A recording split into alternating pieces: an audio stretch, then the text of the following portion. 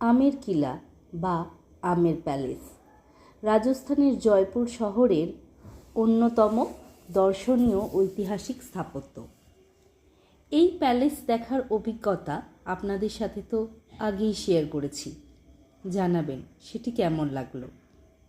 আসুন আজ আমের প্যালেসের বিষয় আরেকটু জেনে নিই।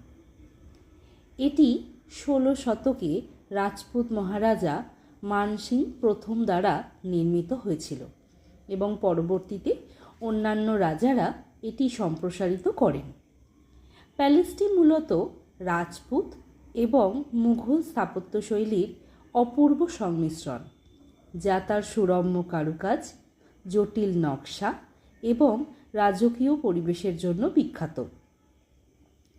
আজ আমরা এই প্যালেসের আকর্ষণীয় স্থানসমূহের বিষয়ে জানাব।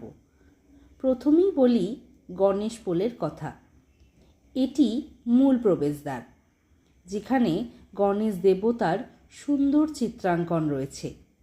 এছাড়াও আছে দেওয়ানে আম, যেখানে রাজা সাধারণ মানুষের অভিযোগ শুনতেন। আছে দেওয়ানে খাস, এটি ছিল রাজপরিবার ও উচ্চপদস্থ ব্যক্তিদের গোপন বৈঠকের স্থান। এছাড়াও আছে আয়না দিয়ে সাজানো অপূর্ব শীষমহল প্রাসাদ। রাতের আলোয় তা জ্বলজ্বল করে, যা এক অনন্য দৃষ্টিনন্দন অভিজ্ঞতা দেয়। যেন মনে হবে রাতের অন্ধকার আকাশে ঝিকমিক করছে হাজারো তারা।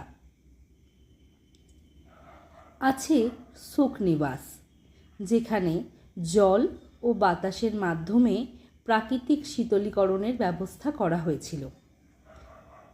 আমের প্যালেস নিয়ে আছে আরও অনেক সুন্দর সুন্দর গল্প, যা আমরা আমাদের পরবর্তী ছবি আঁকার সময় আলোচনা করব। তবে জানেন, এই আমের প্যালেসটি শুধুমাত্র একটি স্থাপত্যশৈলী নয়, এটিকে আপনি বিভিন্ন ওয়েদারে বিভিন্নভাবে আবিষ্কার করতে পারেন।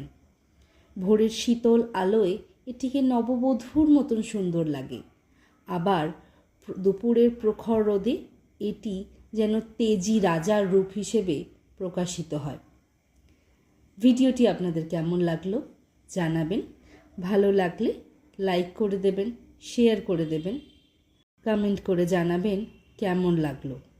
আপনাদের একটি কমেন্ট আমাদেরকে এগিয়ে যাওয়ার অনেক শক্তি যোগাবে। ভালো থাকবেন। আজ চলি, পরবর্তী ছবি নিয়ে খুব তাড়াতাড়ি আপনাদের সাথে আবার কথা হবে। আরেকবার বলছি, ভালো লাগলে লাইক, ফলো এবং শেয়ার করে দেবেন।